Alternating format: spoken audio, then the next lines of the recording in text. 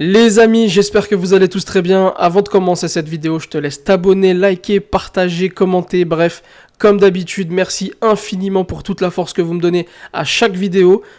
Honnêtement, vous êtes des boss. Maintenant, si je vous dis milieu de terrain box-to-box, vous allez penser à qui? Steven Gerrard, Frank Lampard, Yaya Touré, et si on remonte encore à plus longtemps, Patrick Vieira.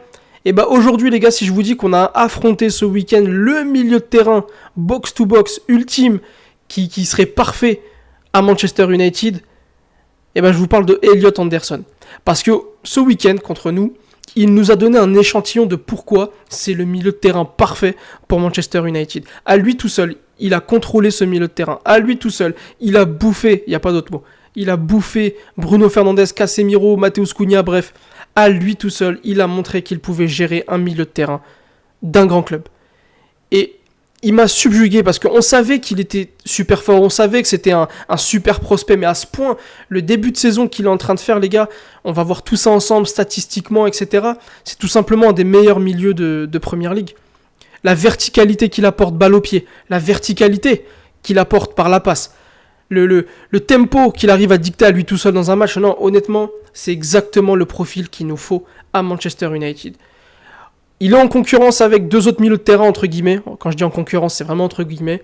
Qui sont Adam Wharton et Carlos Baleba. Carlos Baleba qui a en vrai raté son casting quand on a joué contre Brighton. Mais Elliot Anderson, le casting, il est plus que réussi. Honnêtement, là, il a laissé sa carte de visite. Et il nous a laissé comme message, vous n'avez plus qu'à poser l'argent. On va y revenir, le point de vue financier et tout. Mais c'est le seul joueur des trois pour l'instant qui mérite qu'on explose notre budget l'été prochain. C'est le seul. C'est le seul capable de transformer ton milieu de terrain. Adam Wharton, on l'a pas encore affronté, mais de ce que je vois depuis le début de saison, c'est très bon, il n'y a rien à dire, mais il se rapproche même pas du niveau d'Elliot Anderson. Je vous le dis la vérité. Et on va voir en statistique, parce que tout est prouvé au point de vue statistique. Là, c'est sa toile d'araignée, sa hitmap de passe, on va dire, et de relations techniques sur le match contre Manchester United. J'aime beaucoup cette hitmap parce qu'on voit très bien que la pierre angulaire de Nottingham Forest, en plus de ça, il surnage. Il est excellent dans une équipe qui sous-performe. Donc j'imagine même pas quand l'équipe va commencer à aller mieux ce que ça va donner. Parce que Elliot Anderson, regardez, tout simplement, il est au milieu de terrain tout seul. Alors que contrairement à Manchester United où les relations techniques sont un peu plus diluées, là on voit que c'est lui le boss. On voit que c'est lui le boss de cette équipe. Il fait le lien entre la défense et l'attaque, le côté gauche et le côté droit, bref. C'est lui le boss. Et en image, j'ai capturé quelques images du match contre Manchester United, quelques actions qui prouvent et qui montrent à quel point c'est un joueur extrêmement complet, qui est bon partout, dans tous les secteurs de jeu, dans tous les endroits du terrain, que ce soit dans son dernier tiers ou dans le dernier tiers adverse, bref. Là, il est sur une récupération de ballon. Qu'est-ce qu'il aurait pu faire? Il aurait pu se retourner et essayer de faire une passe négative, une passe qui fait reculer son équipe, une passe qui ne fait pas souffler son bloc défensif. Eh ben non, il va prendre le jeu à son compte, il va prendre ses responsabilités, il va résister à la pression de Mbeumo et de Bruno Fernandes qui viennent sur lui, il va les éliminer, il va porter le ballon vers l'avant, Matheus Cunha va se présenter devant lui, hop, dribble, tout simplement, dribble, qui va le remettre dans le sens du jeu, parce que là, on voyait qu'il allait plus sur un côté, enfin latéralement, hop, il se remet dans le sens du jeu, il conduit encore le ballon balle au pied, c'est Casemiro qui vient le gêner.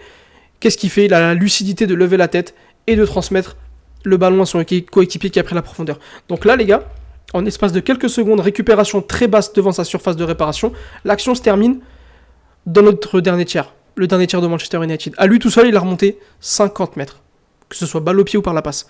À Manchester United, je vous pose la question, les gars, est-ce qu'on a un joueur capable de faire ça? Eh ben non.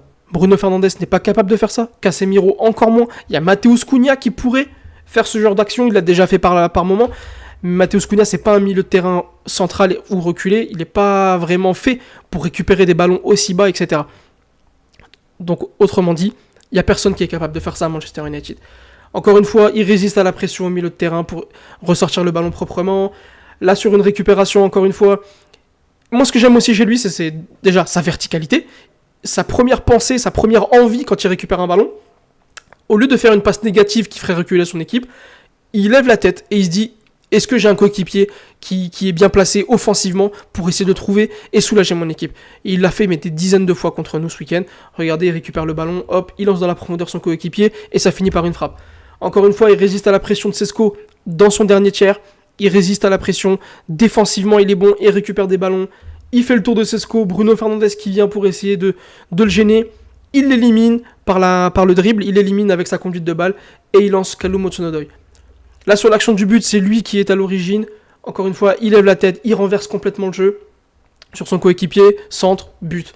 Là encore une fois, franchement, son match il nous a montré tout ce qu'il fallait faire. Là il récupère le ballon dans sa surface, pas d'affolement, un calme, vraiment j'ai rarement vu un joueur avec autant de calme, qui résiste autant bien à la pression. Et donc là qu'est-ce qu'il fait ? Hop, il élimine Bruno Fernandes dans sa surface de réparation, il a cette lucidité là, de ne pas relancer, de balancer bêtement, etc. Et hop, il va relancer court, et ça va permettre à son équipe de souffler. Autre chose que j'aime bien, c'est que c'est un joueur qui a l'intelligence de savoir se projeter quand il faut se projeter, et qui a l'intelligence de rester en arrière, d'anticiper les relances adverses, d'anticiper les dégagements adverses pour rester en arrière. Et là, c'est ce qui fait Manchester United qui se dégage, il récupère le ballon, et ça permet de maintenir la pression sur le but de Manchester United. Donc c'est un joueur qui sait allier tous les côtés offensifs du jeu. Il a cette intelligence de savoir quand se projeter, pas se projeter, de savoir quand couvrir le jeu, enfin bref, il est vraiment ultra complet. Là, encore une fois, il a la construction très très bas, il est limite au niveau de son défenseur central, Milenkovic, qui lui transmet, il lève la tête, hop, ballon en profondeur, qui finit sur une action dangereuse. Bref, là, il nous a montré toute sa panoplie, et statistiquement, contre nous ce week-end, c'est celui qui a réalisé le plus de dribbles ici, c'est celui qui a réalisé le plus de passes complétées, c'est celui qui a réalisé le plus de centres, il en a réalisé 7, c'est un milieu de terrain les gars, je vous rappelle, c'est énorme, c'est celui qui a réalisé le plus de centres. En termes de tacle plus interception, il est à égalité avec Kalou Hudson-Odoi, Ryan Yates, son coéquipier du milieu de terrain, bref, il a réalisé beaucoup de travail défensif, et comparé aux autres milieux de terrain de Première Ligue, parce que j'ai découpé ma comparaison en deux, une comparaison globale avec tous les autres milieux de terrain de Première Ligue, et une comparaison ciblée avec donc les autres prospects, entre guillemets, donc Adam Wharton et Carlos Baleba. Donc on voit qu'en termes de passes complétées, 96e percentile de Première Ligue, un des meilleurs. En termes de passes, on va dire la distance parcourue par la passe, c'est le meilleur de Première Ligue. En termes de passes progressives, la distance de passes progressives, donc des passes qui te font avancer le jeu, des passes verticales, qui vont vers le but adverse, c'est le meilleur de Première Ligue. Les passes courtes complétées, 94e percentile. Il n'y a que du vert quasiment les gars, regardez, il n'y a que du vert. Passes complétées médium, donc entre 15 et 30 mètres, c'est le meilleur de Première Ligue. Passes longues, 89e percentile. On va beaucoup parler chiffres et statistiques, je vous préviens les gars. Donc accrochez-vous, mais c'est pour mettre en avant à quel point c'est un monstre dans tous les secteurs du jeu défensif. Parce que moi je le juge sur 3 aspects. L'aspect défensif, l'aspect offensif, donc sa capacité à être dangereux offensivement, et sa capacité de création, sa capacité à faire le jeu et à soulager son équipe. Donc passes complétées longues, on l'a dit, les passes dans le dernier tiers, donc les passes, pour moi qui sont les passes quasiment les plus dangereuses qui existent, 99e percentile, c'est le meilleur de Première Ligue. Les passes dans la surface de réparation adverse, 85e percentile, c'est un des meilleurs de Première Ligue. Les centres dans la surface de réparation adverse, 94e percentile. Passes progressives, c'est le meilleur de Première Ligue. Bref, en termes de création, il n'y a pas mieux, tout simplement, il n'y a pas mieux. En termes de switch, c'est les changements de jeu, tu as le ballon à gauche, tu la balances à droite, ou inversement, transversal, voilà, 94e percentile, un des meilleurs de Première Ligue. Là, c'est une stat intéressante aussi, les shot creating actions, en gros, c'est les qu'est-ce qu'ils disent ? C'est les actions qui amènent à un tir. Voilà, c'est par exemple la dernière passe, le dernier dribble, etc. qui ensuite, directement après, amène à un tir. Il est 94e percentile. Donc c'est un milieu de terrain central qui est extrêmement dangereux, qui apporte beaucoup de danger. Je crois qu'il n'y a que Bruno Fernandes qui est plus fort que lui dans ce registre-là, et on sait à quel point Bruno Fernandes, c'est un excellent joueur. Défensivement, en termes de tacle dans le dernier tiers adverse, donc au niveau du pressing, au niveau de comment il empêche les ressorties de balles, etc., 96e percentile. C'est un des meilleurs milieux de terrain de Première Ligue à ce niveau-là. C'est ouf. En termes de passes bloquées, 85e percentile. Là, c'est des statistiques de fou, encore une fois, au niveau de la possession. C'est le joueur de Première Ligue qui touche le plus le ballon. C'est le joueur de Première Ligue, un des joueurs de Première Ligue qui touche le plus le ballon dans le dernier tiers adverse. Donc il sait se projeter. Il sait, apporter du danger dans le dernier tiers adverse. C'est au niveau sa capacité à toucher le ballon aussi au milieu de terrain. On l'a vu contre nous. Hein. Ici, regardez où il est. Hein. C'est un truc de fou. Hein. C'est lui le maestro. 96e percentile. Et dans sa moitié, dans son tiers adverse, on va dire pas adverse plutôt, désolé. Bref, dans son tiers, 87e percentile. Donc en gros, le gars, il est bon dans les 3 zones du terrain. Il est disponible, que ce soit dans sa zone, au milieu de terrain ou dans la zone adverse. Il est partout. En termes de dribble réussi, 96e percentile. C'est un des meilleurs de milieu de terrain de Première Ligue. Il est trop fort, les gars. Il est trop fort. Carries, c'est le nombre de fois que tu as contrôlé le ballon, que tu avais le ballon dans les pieds. C'est le meilleur milieu de terrain de Première Ligue. Cette stat, je l'aime bien. La distance totale quand tu as porté le ballon pour aller vers l'avant. C'est-à-dire les carrying, progressive carrying. C'est en gros, j'ai le ballon, j'avance avec le ballon pour aller apporter du danger vertical. C'est pas pour revenir en arrière, c'est pas pour faire du latéral. 94e percentile. C'est, je crois, le 3e meilleur milieu de terrain de Première Ligue à ce niveau-là. C'est un truc de fou. Portée de balle dans le dernier tiers adverse, 87e percentile. Dans la surface de réparation adverse, c'est un des meilleurs aussi milieu de terrain. Et c'est le meilleur milieu de terrain en termes de passes reçues. C'est abusé. C'est le meilleur milieu de terrain aussi en termes de ballon recoveries. C'est, par exemple, il y a une mauvaise passe adverse, un mauvais contrôle, une mauvaise touche. Et c'est lui qui récupère le ballon. C'est pas vraiment un duel pour récupérer le ballon, mais c'est plus sur une erreur adverse. Il est à chaque fois bien placé pour récupérer le ballon. C'est un poison. Quand tu l'affrontes, Elliot Anderson, c'est un poison. Et on va le comparer rapidement avec ses compères Adam Wharton et Carlos Baleba, et vous allez voir que c'est le meilleur partout. En termes de passes progressives, c'est le meilleur. Il en a 89, Wharton 36, Baleba 10. Donc Baleba, c'est compliqué en termes cette saison en termes de. Baleba est plus fort défensivement cette saison. Par contre, tout ce qui est aspect offensif, porté vers l'avant, création, etc. Baleba, c'est pas son point fort, on le sait, mais c'est très compliqué cette saison. En termes de frappe, Elliot Anderson, c'est le meilleur des 3. Baleba 8, Adam Wharton 5, Elliot Anderson 11. Le seul petit reproche qu'on pourrait faire à Anderson, c'est que il a pas marqué de but. Mais bon, il n'y en a aucun des 3 qu'on a marqué. Et en termes de passes décisives, il en a qu'une, avec Adam Wharton. C'est les 2 seuls qui ont une passe décisive entre les 3. C'est peut-être le seul petit regret qu'on peut avoir, c'est que il n'est pas assez décisif, il n'a pas assez de stats. Mais honnêtement, moi, un milieu de box-to-box pour Manchester United, c'est pas ce que j'attends. Moi, j'attends d'un milieu de terrain box-to-box, c'est un joueur qui est capable de te ressortir le ballon proprement, que ce soit par la passe ou balle au pied, de faire souffler ton équipe, de te faire gagner du terrain. Mais après, s'il marque ou s'il fait des passes D, c'est la cerise sur le gâteau. Mais moi, ça, c'est ce que j'attends des milieux qui sont un cran plus haut, vous comprenez. Et Elliot Anderson, dans ce registre-là, c'est le meilleur. En termes de distance progressive par la passe, combien de mètres tes ballons ont gagné depuis le début de saison, c'est le numéro 1. Carlos Baleba, c'est le dernier. 596, c'est très très faible. Adam Wharton qui est juste au-dessus. Mais Elliot Anderson, il est premier de très très très loin entre les 3. Mais vraiment abusé. C'est le premier en termes de passes complétées, passes courtes complétées, passes longues complétées. Il leur met une distance, les gars. Il est trop fort. J'en ai marre. Il est trop fort. Il est trop fort. Je le veux. Tout simplement, je le veux à Manchester United. C'est le premier en termes de centre. Baleba, il a centré 0 fois. Wharton, 17. Anderson, 46 fois. C'est abusé. Shot creating action, donc comme j'ai dit tout à l'heure, la dernière passe pour une frappe, ou le dernier dribble, etc. C'est le premier. 46.